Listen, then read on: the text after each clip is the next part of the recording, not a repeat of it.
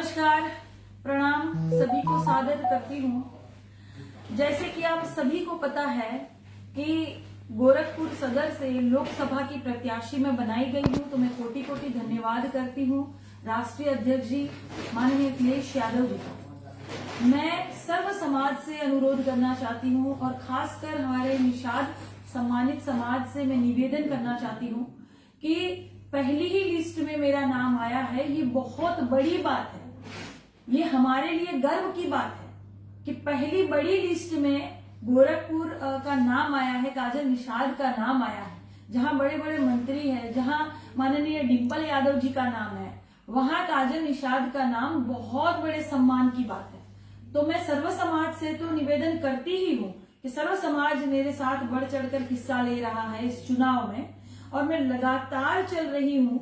जैसे आपको पता है कि पैर में फ्रैक्चर है, लाठी से चली हूँ लगातार। कल भी मैंने 6 से 7 जगह प्रोग्राम किया है, व्हील चेयर से चल रही हूँ। आप सभी के बच्चों के भविष्य के लिए, उज्जवल भविष्य के लिए चल रही हूँ, विकास के लिए चल रही हूँ, शिक्षा के लिए चल रही हूँ। जैसा शैक्षणिक, आर्थिक और राजनीतिक रूप से हम सभी पिछड़े हो गए हैं, मैं उसके लिए चल रही हूँ। मैं पीडीए के लिए चल रही हूँ।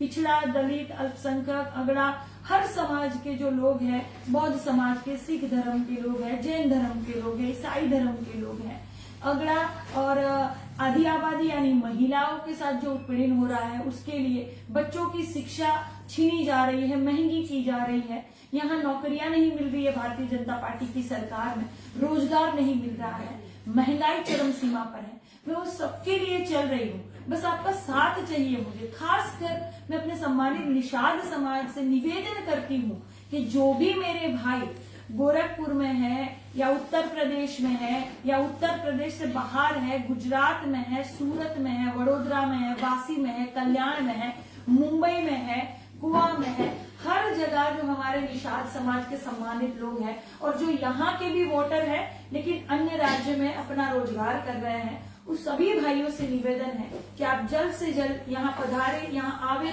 और अपनी बहन का साथ दें।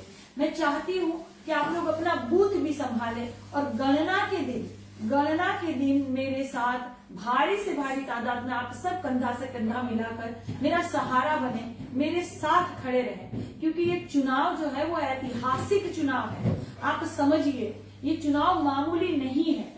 यहाँ इस भारत में जैसे भारतीय जनता पार्टी की सरकार में लोकतंत्र की जो हत्या हो रही है, जो आपने देखा मेरे चुनाव में जो धांधली हुई महापौर चुनाव में, किस तरह से लाइट बंद करके आदरणीय स्वर्गीय जमुना निषाद जी के साथ धांधली की थी, इसी तरह लाइट बंद करके काजल निषाद के साथ धांधली की। किस तरह से चंडीगढ़ का जो महापौर का चुनाव हुआ वहां भी धांधली होने का काम किया।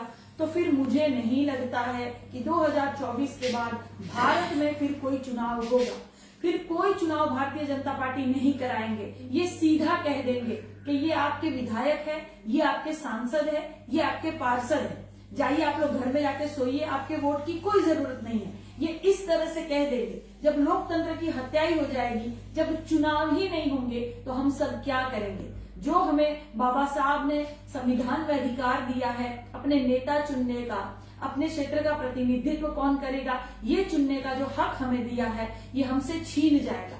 हम आजाद भारत में भी गुलाम बन गए हैं। आप मेरी बात को ध्यान से सुनिए। आजाद भारत में गुलामी बहुत बड़ी प्रताड़ना का ये काम है। ये प्रताड़ित कर रही है सरकार। ये नौकरियों के फॉर्म जो है वो ले लेती है, लेकिन फिर नौकरियां नहीं देती है, आवेदन लेती है, मोटी फीस लेती है, परीक्षा नहीं करती है, रिजल्ट घोषित नहीं करती, भर्ती प्रक्रिया को जो है ये लटकाने का काम करती। तो आप सभी से निवेदन है कि भारी से भारी तादाद में आप सभी मुझे आशीर्वाद, सहयोग, प्रेम, स्नेह साथ मुझे दीजिए, सहयोग दीजिए, तन मन धन से मेरा साथ दीजिए। इस बार तो मुझे वोट भी चाहिए और नोट भी चाहिए, क्योंकि मैं लगातार चुनाव लड़ रही हूँ। लगातार आपने देखा 2022, 2023, 2024 लगातार इस तरह से चल रही हूँ। आप सभी को मेरा साथ देना पड़ेगा। ये सरकार साजिश के तहत गरीब बना रही है, इस बात को समझना पड़ेगा।